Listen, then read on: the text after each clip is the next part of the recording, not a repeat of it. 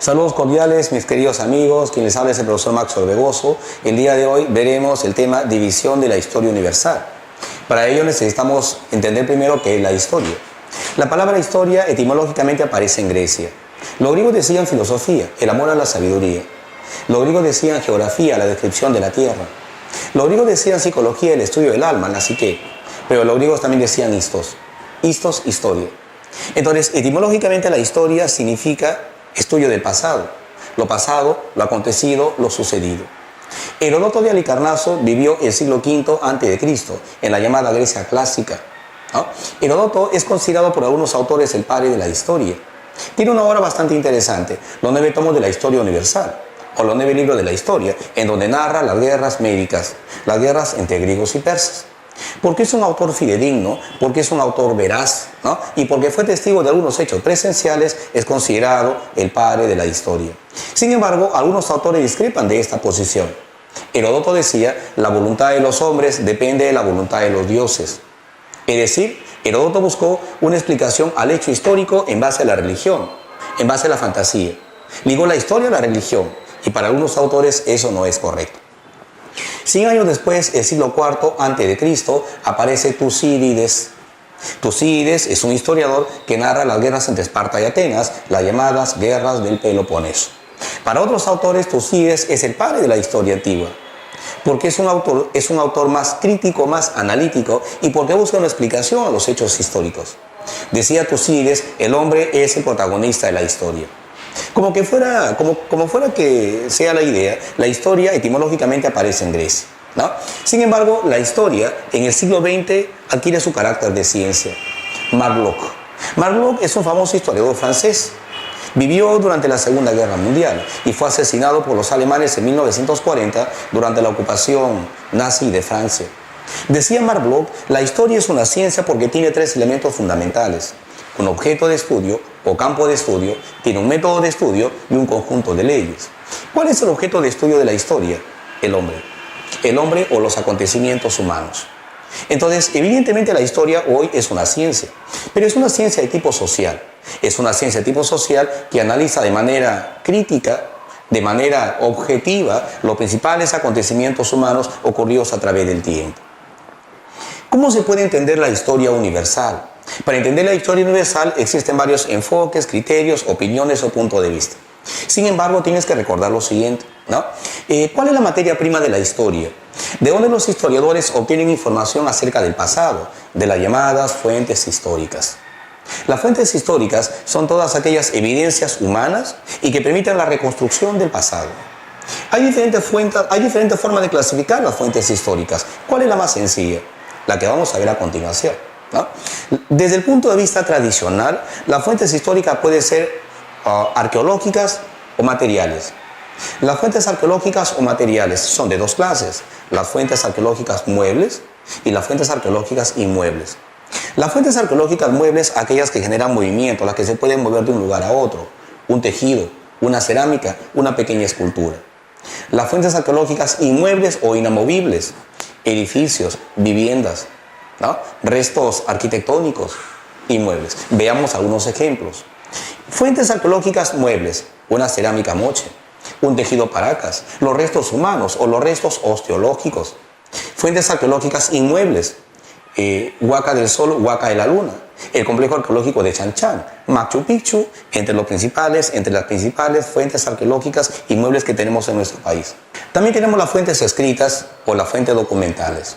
Las fuentes escritas o las fuentes documentales están constituidas por mapas, cartas, planos, diarios, revistas, actas de cabildo, las crónicas. Veamos algunos ejemplos. Por ejemplo, los comentarios reales de los incas, Garcilaso de la Vega. Por ejemplo, el acta de la independencia de Trujillo. Por ejemplo, las crónicas de Pedro Pizarro, entre otros elementos más. También tenemos las fuentes orales, constituidas por las fábulas, mitos y leyendas, transmitidas de generación en generación.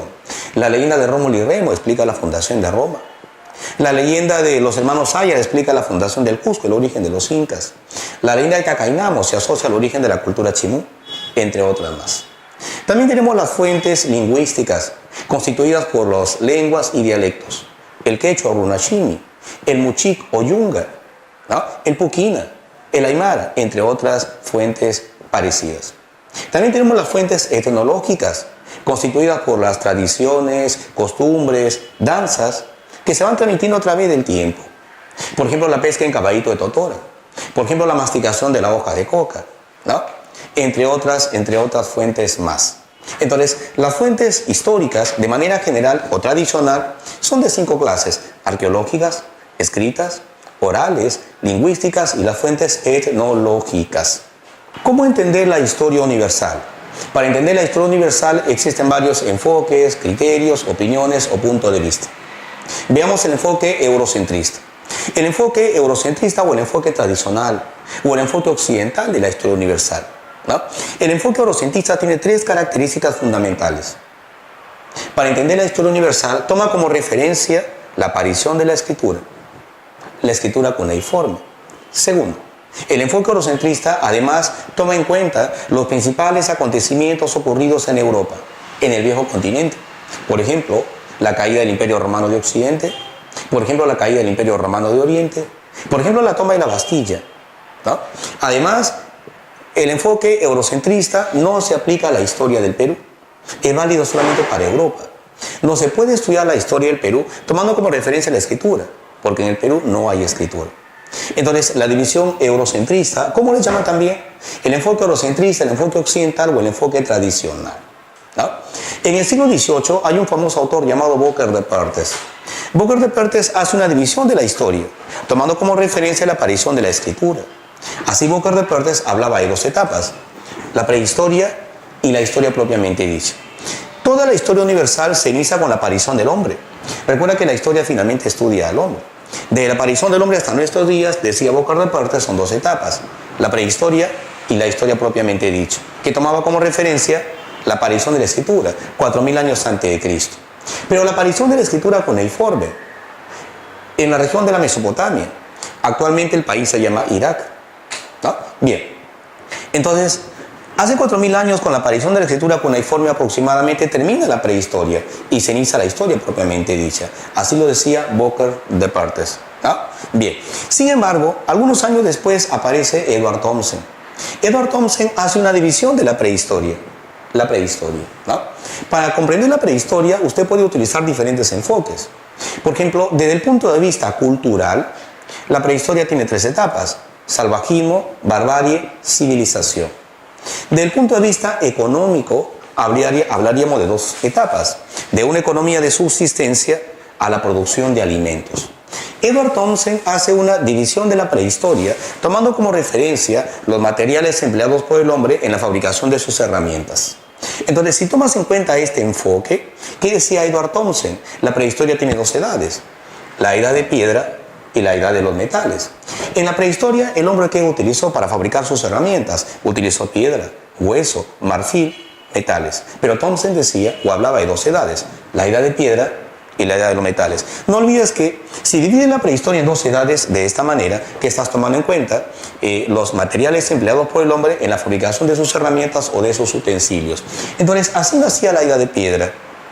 A su vez, la edad de piedra tiene 3 periodos: el paleolítico, el mesolítico y el neolítico. La edad de los metales, cobre y bronce. En la prehistoria se utiliza cobre y bronce. El hierro aparece después. El hierro aparece en la edad antigua, ¿no? Bien. Sin embargo, tiempo después aparece Christopher Keller. Christopher Keller hace una división de la historia propiamente dicha a partir de la aparición de la escritura. Y Christopher Keller decía, la historia a partir de la aparición de la escritura tiene 3 edades. Hoy hablamos de una 4ª edad, ¿no? La edad antigua, la edad media, la edad moderna y la edad contemporánea. La edad antigua se inicia con la aparición de la escritura, 4000 años antes de Cristo, hasta el año 476, termina con la caída del Imperio Romano de Occidente. Pero se inicia la Edad Media. Desde la caída del Imperio Romano de Occidente, año 476, hasta 1453, hasta la caída del Imperio Romano de Oriente, el Imperio Bizantino, la segunda edad de la historia.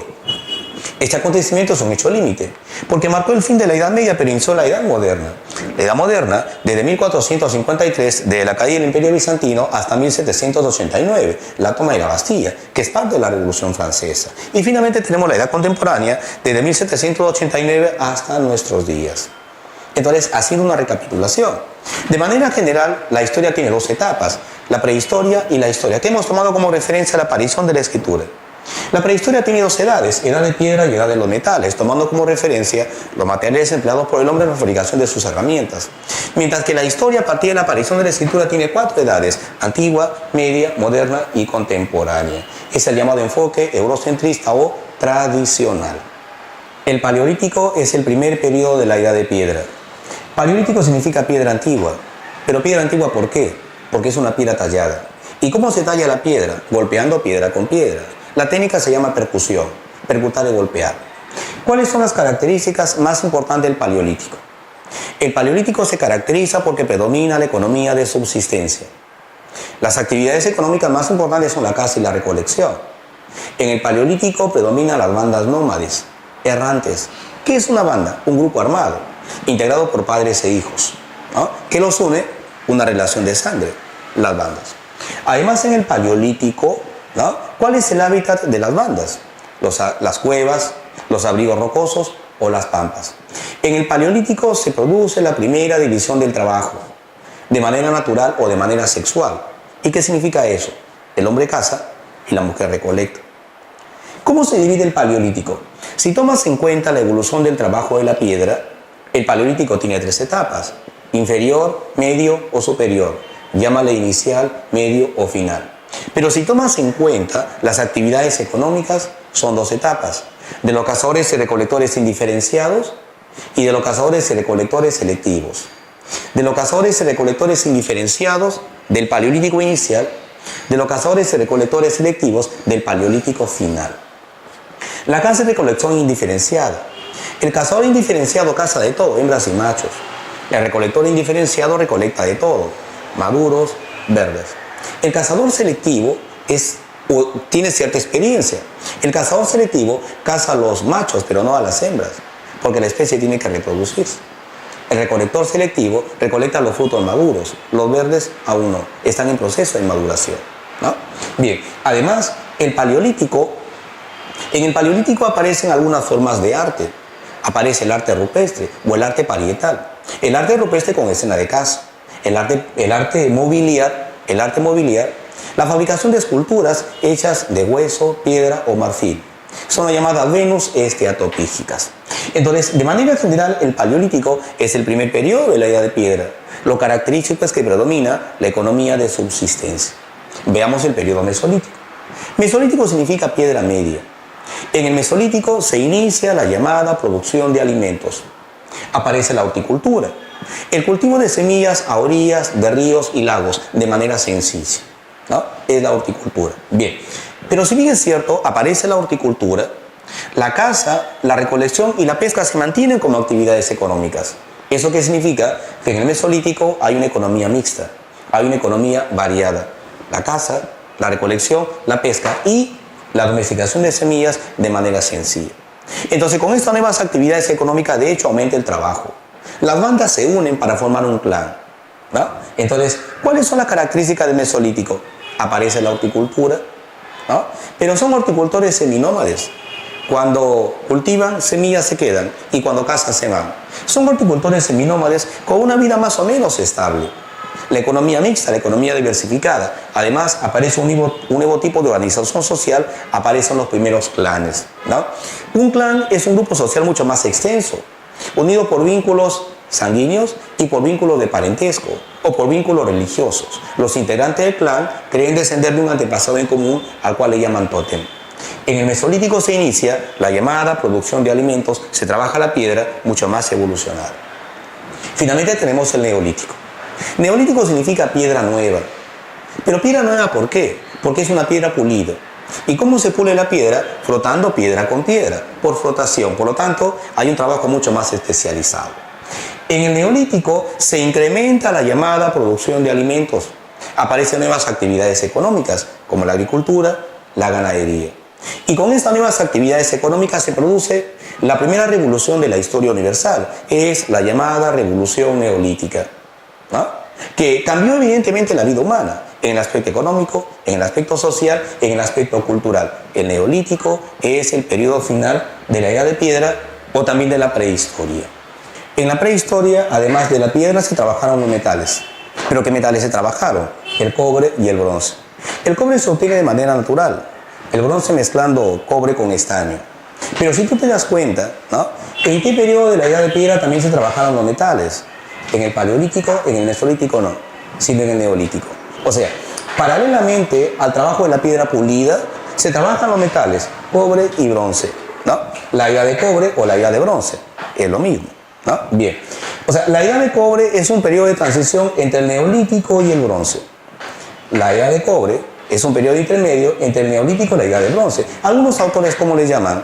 El calcolítico. El calcolítico es una etapa entre el neolítico y la edad de bronce. El hierro aparece después, el hierro aparece en la edad antigua, ¿no? ¿Cuándo termina la prehistoria? La prehistoria termina 4000 años antes de Cristo, con la aparición de la escritura cuneiforme, la escritura más antigua del mundo. Hemos comentado que la escritura cuneiforme aparece en una región llamada Mesopotamia. Mesopotamia entre ríos, entre los ríos Tigris y Éufrates, actualmente Irak. ¿Pero en qué ciudad era Mesopotamia? Porque en Mesopotamia se asentaron diferentes ciudades: Caldea, Babilonia, Ur, Lagash, Sumeria. La escritura cuneiforme aparece en la ciudad de Sumeria. ¿Cuáles han sido los aportes más importantes de los sumerios a la historia universal? La escritura cuneiforme, la rueda y el arado. Entonces, de tal manera que, según Bocquer de Perthes, el autor francés que comentamos minutos atrás, ¿no? Con la aparición de la escritura cuneiforme termina la prehistoria, se inicia la historia propiamente dicha. A partir de la aparición de la escritura, hablamos de 4 edades de la historia. Veamos en orden cronológico la edad antigua. Se inicia con la aparición de la escritura y termina con la caída del Imperio Romano de Occidente. ¿Cuáles son las características más importantes de la edad antigua según la historia eurocentrista? Ojo. En la edad antigua aparecen las llamadas altas culturas universales. Estas son 4: Mesopotamia, Egipto, Grecia y Roma, que lo vamos a ver posteriormente. Además, en la edad antigua predominan las sociedades esclavistas. El esclavismo es el modo de producción que caracteriza la edad antigua. La contradicción amo-esclavo. Grecia y Roma son ejemplos de sociedades esclavistas. Además, esta edad, ¿por qué se caracteriza? En la edad antigua se produce la llamada sistematización de las ciencias. Las ciencias alcanzaron un alto nivel de desarrollo. En Grecia, por ejemplo, las ciencias como la astronomía, Claudio Ptolomeo, Eratóstenes, Aristarco de Samos y Parco. La ciencia como la medicina, el gran Hipócrates de Cos, ¿no? La ciencia como la matemática, la geometría, Euclides, ¿no? Pitágoras, Tales, la física de Arquímedes de Siracusa. Entonces, estas son las características más importantes de esta edad. Además, en la edad antigua aparece un nuevo movimiento religioso, aparece el cristianismo. Cuando el gran Augusto gobernaba en Roma, en Oriente nacía Cristo. El cristianismo aparece en la edad antigua. Esta edad termina el año 476 con la caída del Imperio Romano de Occidente. Pero este acontecimiento, según la historia eurocentrista, es un hecho límite. Puso fin a la edad antigua, inició la edad media, ¿no? Entre el año 476 hasta 1453. La edad media duró 10 siglos, del siglo V al siglo XV. Algunos autores, como le llaman también, la edad media es la época del oscurantismo, ¿no? La época en donde la fe predomina por encima de la ciencia, el dogma por encima de la razón.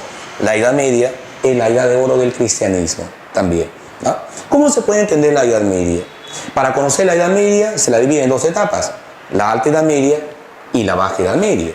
La alta edad media, la etapa inicial del siglo V al siglo X, y la baja edad media, la parte final del siglo XI al siglo XV. Veamos la alta edad media, la primera mitad. De manera general, en la alta edad media, ¿cuáles son los hechos más importantes? Se establece la formación de los reinos bárbaros. A la caída del Imperio Romano de Occidente aparecen los reinos bárbaros en Europa occidental. El reino visigodo en España, el reino franco en las Galias, el reino ostrogodo en Italia, entre los más importantes, ¿no? Bien, además, en esta primera mitad llamada alta edad media, ¿no?, predomina la Iglesia Católica en Europa occidental. Se afianzó la patrística. La Iglesia Católica fue una de las instituciones más importantes en Occidente. La patrística, el dogma, el teocentrismo, ¿no? La Biblia es la fuente de toda revelación divina en la primera mitad, ¿no? Bien, además, en esta primera mitad llamada alta edad media, se establece la formación de 3 grandes imperios. El imperio musulmán, o Imperio Árabe, cuya capital es Bagdad. ¿Qué aportaron los árabes a la historia universal? ¿Por qué es importante el Imperio musulmán? Desde el punto de vista cultural, ¿por qué es importante el Imperio musulmán? ¿Qué aportaron los árabes? Por ejemplo, la religión musulmana, el Islam, una nueva forma de ver el mundo, Mahoma. Además de la religión, por ejemplo, la filosofía de Averroes, sin duda alguna, uno de los filósofos más importantes. Sin embargo, entre los aportes más importantes destacan las ciencias, la medicina, Avicena, el llamado príncipe de la medicina, la publicación del canon de medicina, ¿no? Además, la alquimia, o sea, esta rama especializada que finalmente dio base a la química moderna, la alquimia. La física, la astronomía, entre los aportes más importantes de esta civilización, la civilización musulmana, el Imperio Árabe. Además del Imperio Árabe, en la Alta Edad Media, se establece la formación del Imperio Bizantino. El Imperio Bizantino o el Imperio Romano de Oriente, la capital es Constantinopla o Bizancio. ¿Qué aportaron los bizantinos? La defensa del cristianismo, la religión en Oriente. La construcción del templo de Santa Sofía, que fue el templo cristiano más importante en Europa Oriental. La codificación del derecho romano en tiempo de Justiniano. Los bizantinos heredaron la cultura greco-romana o greco-latina en Edad Media. En su gran biblioteca, la biblioteca de Constantinopla, fue una de las bibliotecas más importantes en ese periodo. Además, aparece el Imperio Carolingio. El Imperio Carolingio, el Imperio de Carlomagno, la capital es Aquisgrán, en el norte de Francia. ¿Y qué aportaron los carolingios? Entre otras cosas. Allí se fundó la Escuela Palatina de Aquisgrán, al mano de Alcuino de York, la defensa del cristianismo frente a la amenaza de la religión musulmana. Además, la difusión de las 7 artes liberales, trivium, quadrivium, entre los principales aportes de esta civilización. Entonces, en la Alta Edad Media se formaron 3 imperios: el Imperio musulmán, cuya capital es Bagdad; el Imperio bizantino o romano de Oriente, la capital es Constantinopla; el Imperio carolingio, la capital es Aquisgrán. Fueron los 3 centros culturales más importantes de la llamada Alta Edad Media. En esta primera mitad, además, aparece un nuevo sistema económico, político, social, la aparición del feudalismo, el feudalismo, ¿no? Una de las causas más importantes es la firma del Tratado de Verdún, hacia el año 843, el siglo IX, que significó la desintegración del Imperio carolingio. Esa es una de las causas para la aparición del feudalismo, que caracteriza justamente la Edad Media, ¿no? El feudalismo aparece en Francia, y de Francia se extiende a todo el viejo continente.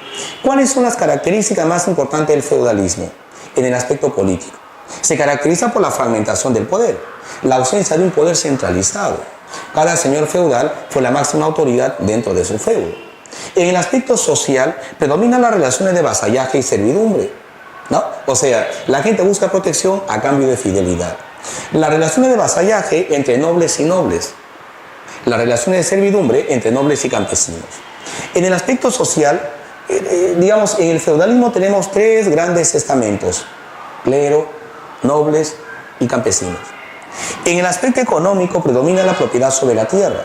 La agricultura fue la actividad económica más importante, pero una agricultura sencilla, de poca producción, de poco excedente. Además, predomina una economía autárquica, una economía autosuficiente, una economía de autoconsumo. Lo que se produce en el feudo sirve para alimentar a los que viven dentro de él. El comercio básicamente es interno dentro del feudo, ¿sí? Además, en el aspecto económico, la clase dominada paga algunos impuestos, se paga la renta del suelo, se pagan los diezmos, se pagan las gabelas, entre otros impuestos más, ¿no? Bien, sin embargo, esta primera mitad, ¿cuándo termina? La Alta Edad Media termina en el siglo X, con las invasiones escandinavas o las invasiones de los vikingos.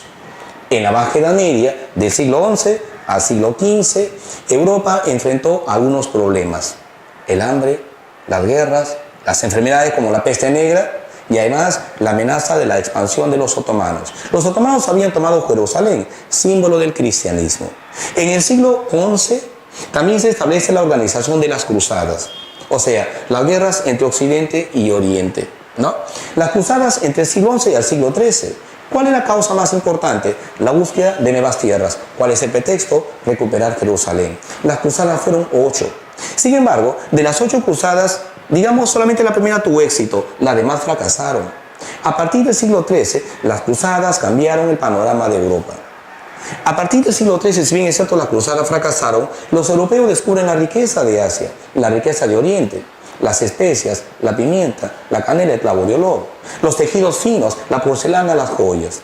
Entonces, a partir del siglo XIII, ¿no?, para traer las especias de Oriente, en Europa se intensificó el comercio. El comercio fue la actividad económica más importante en la Baja Edad Media. Con el comercio renacen los burgos, la clase emergente fue la burguesía. Decae la nobleza feudal, la clase emergente fue la burguesía, ¿no? ¿Cuáles fueron las ciudades comerciales más importantes? Génova, Venecia, Florencia, entre las más importantes, ¿no? Entonces, la burguesía fue la clase emergente. Además, en la Baja Edad Media, ¿no?, a partir del año 1380 aproximadamente, se difunde una nueva concepción del hombre. Aparece el humanismo y como consecuencia el renacimiento. Estos son los acontecimientos más importantes en la Baja Edad Media. La Baja Edad Media termina en 1453 con la caída del Imperio Romano de Oriente, con la caída de Constantinopla, que fue el centro comercial más importante en ese contexto.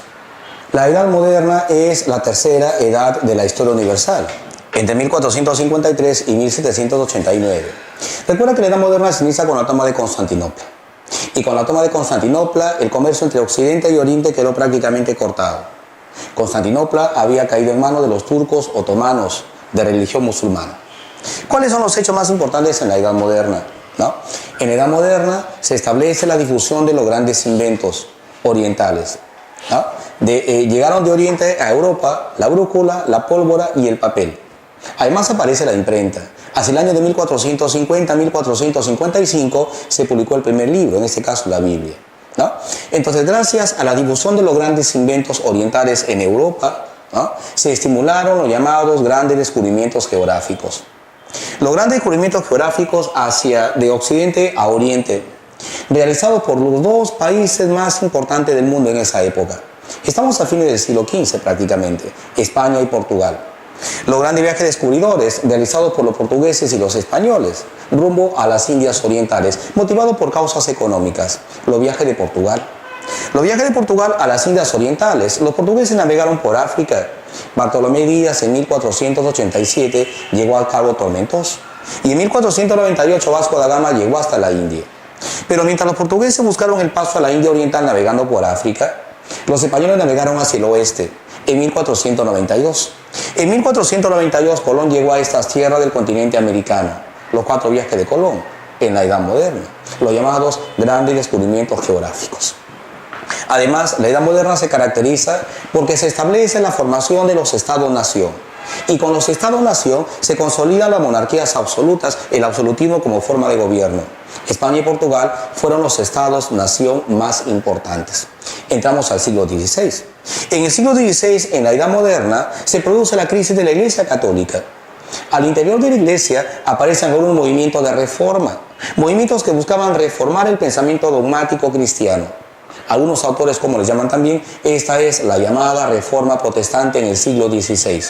Martín Lutero en Alemania y Juan Calvino en Francia, Enrique VIII en Inglaterra, es la llamada Reforma Protestante del siglo XVI.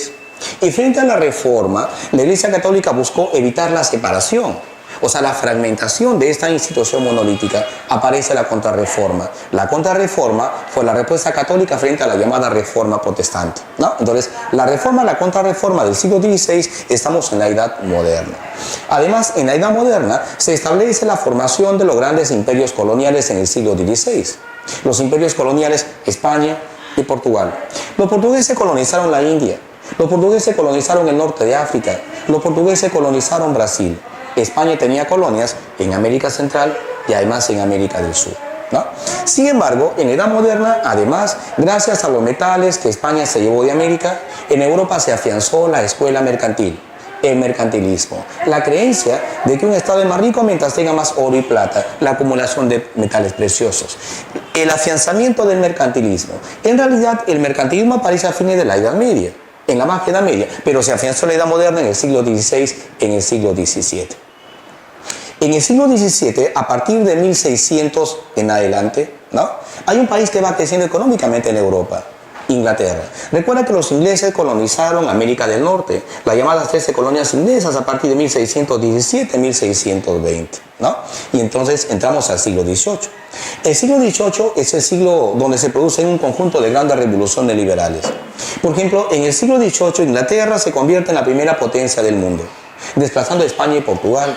Y la pregunta es ¿por qué? Porque en Inglaterra se produce la llamada primera revolución industrial. La primera revolución industrial se inicia aproximadamente en 1740-1750. Con la primera revolución industrial, la energía a vapor, el motor a vapor, el telar mecánico, la máquina de hilar. Con la primera revolución industrial aparece el modo de producción capitalista que caracteriza la edad moderna. Inglaterra se convierte en la primera potencia del mundo gracias a la primera revolución industrial. Inglaterra desplazó a España, evidentemente, por el control de los mercados en el mundo también, ¿no? Además, el siglo XVIII es el siglo de las luces, es el siglo de la ilustración, es el siglo también de las nuevas ideas liberales, que hablaban de la igualdad, la libertad y la fraternidad. Algunos también le llaman la ilustración. La ilustración aparece en Inglaterra, la ilustración llegó a Francia, llegó a todo el viejo continente, también llegó a las costas de América del Norte. Como consecuencia de la difusión de las nuevas ideas en América del Norte, en 1776, la separación de las 13 colonias inglesas, o sea, la independencia de los Estados Unidos a fines de la Edad Moderna, ¿no? La Edad Moderna termina en 1789, cuando se inicia la Revolución Francesa y con ella la toma de la Bastilla. Entramos a la Edad Contemporánea. La Edad Contemporánea es la cuarta edad de la historia universal. Esta es nuestra edad. Entre 1789 hasta hoy, ¿cuáles son los hechos más importantes en la Edad Contemporánea? El desarrollo de toda la Revolución Francesa, ¿no? Además, en la Edad Contemporánea se produce la llamada Segunda Revolución Industrial. La Segunda Revolución Industrial en Inglaterra, en Francia, en los Países Bajos y en los Estados Unidos de América del Norte. Y con la Segunda Revolución Industrial aparece una nueva fuente de energía, la electricidad, el petróleo y sus derivados. Con la Segunda Revolución Industrial se consolida básicamente la industria automotriz, el automóvil, ¿no? En los Estados Unidos y en los países de Europa también. Además, con la Segunda Revolución Industrial aumenta la demanda de materia prima, la demanda de algodón, de caña de azúcar, la demanda de caucho, la demanda de cobre. Pero estas materias primas en Europa eran escasas. Entonces, ante la escasez de materias primas en Europa, los europeos se abalanzaron a la conquista del mundo. Se inicia el llamado proceso de neocolonización. Como consecuencia de la Segunda Revolución Industrial, los principales países industrializados de Europa se abalanzaron a la conquista o a la colonización de África, Asia y Oceanía. Esa es la llamada política imperialista o la política de neocolonización, el reparto colonial del mundo. Los ingleses colonizaron África, Egipto, Sudáfrica, por ejemplo, ¿no? Además, Francia coloniza Indochina, actualmente Vietnam. Por ejemplo, Italia tenía colonias como Etiopía, como Somalia. Por ejemplo, Holanda tenía colonias como Indonesia, ¿no? Inglaterra era la primera potencia del mundo. A fines del siglo XIX, gracias a la Segunda Revolución Industrial, Inglaterra era la primera potencia del mundo. Tenía colonias en África, Asia y Oceanía. En Asia, la colonia inglesa más importante era la India, la joya colonial de Inglaterra. En Oceanía, Nueva Zelanda, Australia eran colonia de este país. Entonces, la rivalidad comercial entre los principales países de Europa fue llevada al campo militar. Esta rivalidad comercial fue llevada al campo militar y se establece la formación de pactos políticos y militares. Aparece la Triple Alianza, encabezada por Alemania. Aparece la Triple Entente, encabezada por Inglaterra. Además, entre 1850 y 1914 aumenta el gasto militar. A toda esa época, Europa vivía en un clima de tensión permanente. A toda esa época, como le llaman también, la paz armada. La paz armada es consecuencia de la Segunda Revolución Industrial. La paz armada se rompió en el año de 1914, cuando se inicia la Primera Guerra Mundial. La Primera Guerra Mundial corresponde a la Edad Contemporánea. Es la primera guerra imperialista de la historia universal, ¿no? La Primera Guerra Mundial tiene como causa la rivalidad comercial entre Inglaterra y Alemania por el control de los mercados y las materias primas en el mundo. La Primera Guerra Mundial, ¿no? Sin embargo, la Primera Guerra Mundial termina en 1919 con el Tratado de Versalles, ¿no? Los países aliados o la Triple Entente venció a la Triple Alianza. Alemania fue vencida, pero Europa quedó destruida. A partir de 1919 se inicia la expansión del capital norteamericano en todo el mundo.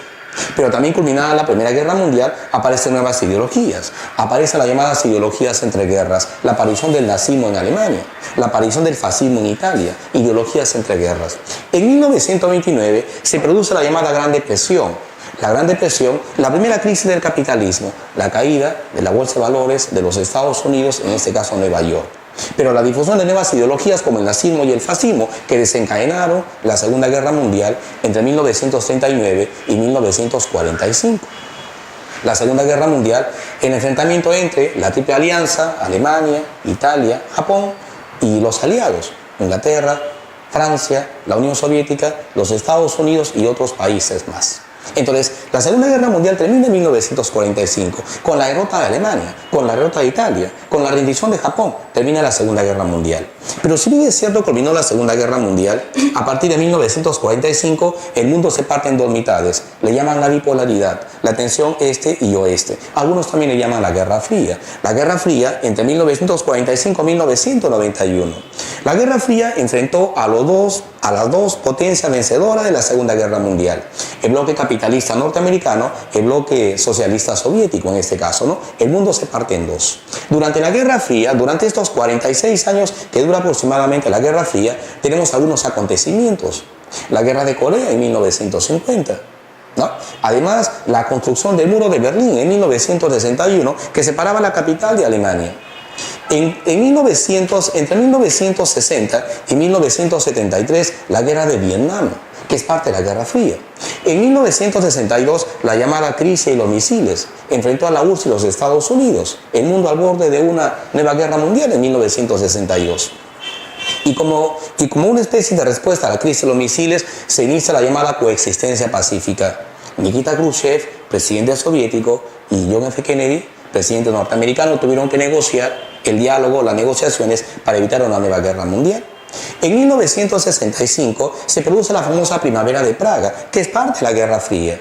La invasión de los tanques rusos hacia Praga, la capital de Checoslovaquia, país que luchaba por su libertad y por un gobierno democrático también, ¿no? Y entonces, estos son los principales acontecimientos de la Guerra Fría. A partir de 1985 se inicia la llamada perestroika, la reestructuración económica en la Unión Soviética. Y también el glasnost, o sea, una apertura hacia la democracia, hacia la libertad de expresión.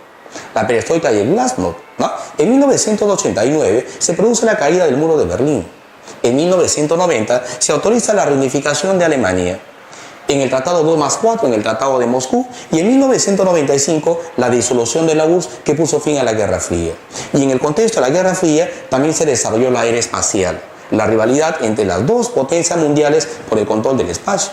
Y dentro de la era espacial, el 20 de julio de 1969, la llegada del hombre a la Luna. La misión Apolo 11 Norte. El segundo enfoque de la historia universal es el llamado enfoque geológico. La geología es una rama de la geografía. La geología estudia la evolución de la Tierra y la evolución de la vida en la Tierra a través del tiempo. Necesitamos conocer la edad de la Tierra. Aproximadamente la Tierra aparece hace 4.500 millones de años atrás. Es una etapa muy extensa, ¿verdad? Sin embargo, ¿qué hacen los geólogos? Con la finalidad de conocer mejor la evolución de la vida en la Tierra, los geólogos lo dividen en eras. Son las llamadas eras geológicas: precámbrica, paleozoica, mesozoica, cenozoica. Precámbrica, sin vida; paleozoica, vida antigua; mesozoica, vida media; cenozoica, vida reciente. Son las llamadas eras geológicas. Las eras se calculan en millones de años. Pero como son etapas muy extensas, a su vez, las eras, ¿cómo se dividen? Se dividen en periodos, los llamados periodos geológicos. Cada una de esas eras tiene sus periodos geológicos. Por ejemplo, la era cenozoica. La era cenozoica, o de la vida reciente, tiene dos periodos: el terciario y el cuaternario. Terciario y cuaternario, que se calculan en miles de años. Pero aún así, son etapas muy extensas. A su vez, los periodos, ¿cómo se dividen? En épocas. Las épocas. Veamos el cuaternario. El cuaternario tiene dos épocas: el Pleistoceno y el Holoceno. Pleistoceno, Holoceno. El cuaternario o el Antropozoico. En el cuaternario antropozoico aparece el hombre como ser evolucionado: Pleistoceno y Holoceno. Entonces tienes que recordar lo siguiente. Cuando habla de paleolítico, mesolítico, neolítico, cuando habla de edad y los metales, habla de un enfoque eurocentrista, de un enfoque tradicional. Pero cuando habla de Cenozoico, Terciario, Cuaternario, Pleistoceno y Holoceno, habla de un enfoque llamado geológico, que es una forma diferente de ver la historia. Pleistoceno, Holoceno, son dos épocas del Cuaternario o Antropozoico. Y entonces, ¿qué características tiene el Pleistoceno? ¿Qué características tiene el Holoceno? Veámoslo aquí. Pleistoceno significa clima frío. No olvides, el Pleistoceno es la primera época del Cuaternario. Significa clima frío. Durante el Pleistoceno la Tierra se cubre de grandes capas de hielo. Ocurren las llamadas glaciaciones. Las glaciaciones avanzan de los extremos hacia el centro, que es la línea ecuatorial. Entonces la Tierra se cubre de grandes masas de hielo, ¿no? Pero según los geólogos, las glaciaciones evidentemente afectan a todo el mundo. Las glaciaciones son 4. Los nombres son complicados. ¿Cuáles son las glaciaciones? En Europa, ¿cómo le llaman? Le llaman Giunz, 1, 2, Mindel, 3, Ries y 4, Bur. Giunz, la más antigua, Bur es la última glaciación en el viejo continente. En América del Norte, 4 glaciaciones con nombre diferente. Por ejemplo, en América del Norte, a las glaciaciones, ¿cómo le llaman? Nebraska, 1, 2, Kansas, 3, Illinois y última, Wisconsin. Entonces, en Europa la primera glaciación es Giunz, en América del Norte Nebraska, en Europa la última glaciación es Burn, en Europa lo llaman Wisconsin. Son las mismas glaciaciones con nombre diferente. Las glaciaciones del Pleistoceno. ¿De acuerdo? Bien. ¿Cómo fue el paisaje del Pleistoceno? Entonces, en el Pleistoceno el clima es totalmente frío, predomina un ambiente frío, el clima es frío, por efecto de las glaciaciones. En el Pleistoceno las costas son más anchas, el nivel del mar es más bajo, el agua se encontraba congelada en los glaciares. Además, en el Pleistoceno, si el nivel del mar es más bajo, se establece la formación de puentes continentales. Algunas zonas estaban unidas por istmos. ¿Qué es un istmo? Es un puente de hielo o es un puente de tierra que une regiones. Por ejemplo, el istmo de Bering. El istmo de Bering unía Asia y América en la parte norte. Por ejemplo, el istmo de Gibraltar. El istmo de Gibraltar unía África y Europa, o África y España, ¿no? Puente de hielo llamado istmos.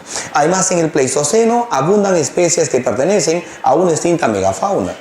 Por ejemplo, el mamut. Por ejemplo, el esmilodonte o tigre diente de sable.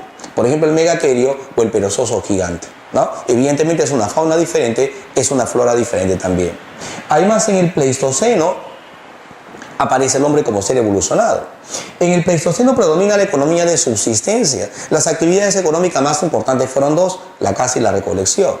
Y para poder cazar, el hombre tallaba la piedra de manera sencilla, ¿no? El hombre vive en bandas, vive en hábitat, en cuevas, en abrigos rocosos, ¿no? Entonces, si en el Pleistoceno predomina la economía de subsistencia, si lo comparas con la prehistoria, ¿estamos en qué periodo de la prehistoria? Estamos en el Paleolítico. El Pleistoceno se desarrolla paralelamente al Paleolítico de la prehistoria, si lo quieres comparar. ¿Cuándo termina el Pleistoceno? El Pleistoceno termina con el fin de la última glaciación, o sea, la glaciación de Bur, la glaciación de Wisconsin o la glaciación de Lauricocha en el Perú. Entre los 12.000 y 10.000 años antes de Cristo terminaba la última glaciación. Los geólogos, ¿cómo le llaman también? El optimum climaticum. El optimum climaticum o la estabilización del clima. Eso significa que el optimum climaticum puso fin al Pleistoceno. ¿Pero qué inició? Inició el Holoceno, nuestra época actual. El Holoceno es la segunda época del Cuaternario. ¿Y por qué se caracteriza? Porque la Tierra adquiere sus características actuales. Es una época de deglaciaciones. Las costas son más angostas, aumenta el nivel del mar. Lo que antes une, hoy separa. Los istmos se convierten en estrechos. ¿Qué es un estrecho? Es una porción de agua que separa las regiones, ¿no? Por ejemplo, el estrecho de Bering hoy separa Asia de América, en Alaska, en la parte norte. Por ejemplo, el estrecho de Gibraltar hoy separa África de Europa, ¿no? Entonces, los istmos se convierten en estrechos, aumenta la temperatura, aumenta el nivel del mar, las costas son más angostas. Se extingue la megafauna, aparece la flora y fauna actual. En el Holoceno se inicia la llamada producción de alimentos. Pero si tú recuerdas, la producción de alimentos tiene 2 etapas. ¿Cuál es la primera fase? La horticultura. ¿Cuál es la segunda fase? La agricultura. El cultivo en pequeños huertos. ¿Pero qué significa la agricultura? El uso de conocimientos, técnicas e instrumentos algo más sofisticados, ¿no? La horticultura corresponde al Mesolítico. Aparecen los horticultores seminómades. Si lo comparas con la división tradicional, ¿no? Entonces, la horticultura correspondería al mesolítico. Los horticultores seminómades. Pero también se incrementa la producción de alimentos. Aparece la agricultura en la llamada revolución neolítica. Eso significa que el mesolítico y el neolítico de la prehistoria van de manera paralela al Holoceno del enfoque geológico. Es el enfoque 2 de la historia universal. La revolución neolítica. Gordon Childe decía que la revolución neolítica es la revolución más antigua de la historia universal, o la primera revolución de la humanidad.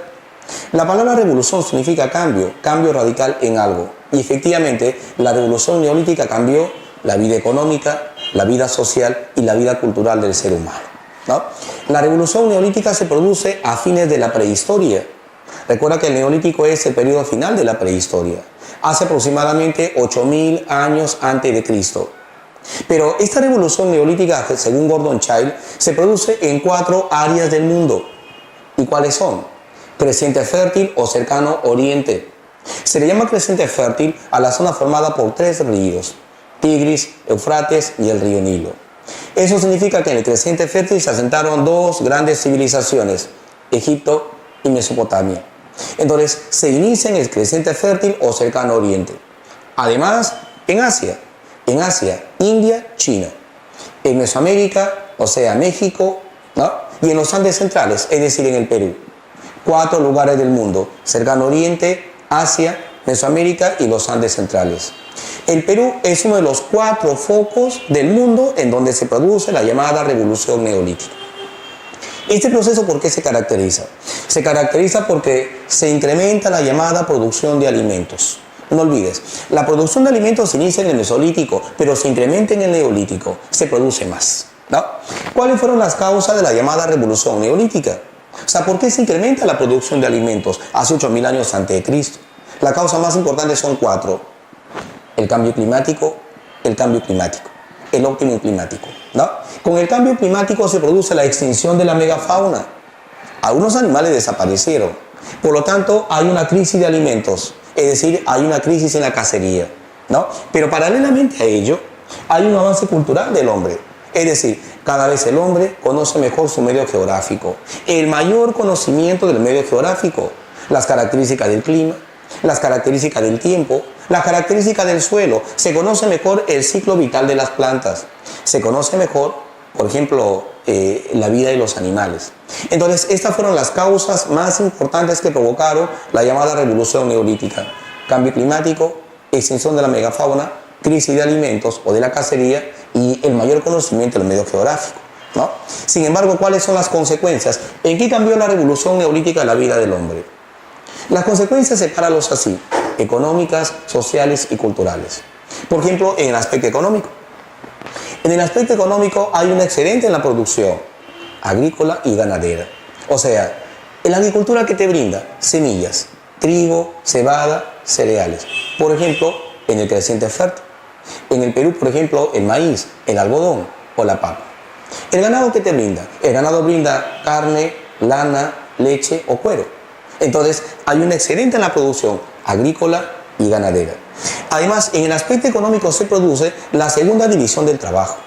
La segunda división del trabajo es según la especialización, ¿no? Algunos se especializaron en criar animales, cabras, vacas, ovejas. Otros se especializaron en cultivar la tierra, trigo, cebada, cereal, centeno, mijo, etc. Entonces, con esta revolución neolítica, ¿no?, hay un excedente en la producción, hay un plusproducto, hay una economía mixta o diversificada: caza, recolección, pesca, agricultura, ganadería y además la intensificación del comercio. Esas son las consecuencias más importantes en el aspecto económico. Pero en el aspecto social. En el aspecto social se establece la formalización de la vida sedentaria, es decir, la vida en un solo lugar, ¿no? Y con la vida sedentaria aparecen las primeras viviendas. Las viviendas formaron aldeas. Aparecen los primeros templos o los centros ceremoniales. La construcción de los grandes megalitos, grandes bloques de piedra. Por ejemplo, menires, dólmenes y cromlech, ¿no? Son grandes construcciones megalíticas.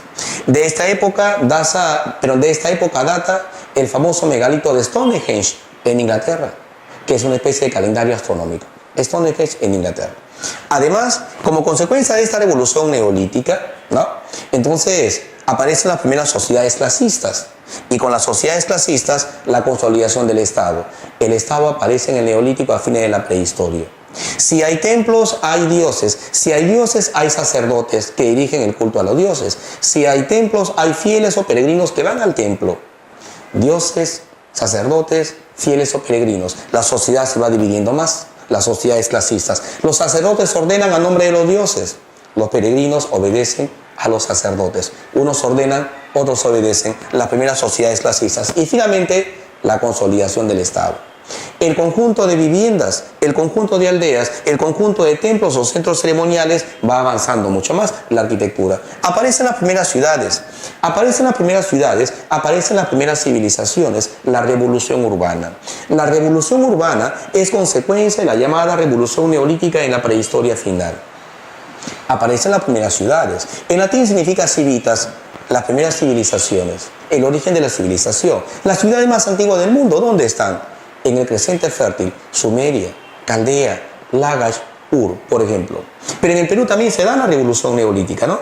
En el Perú, ¿cuál es la ciudad más antigua? Caral. Evidentemente también la ciudad más antigua de América.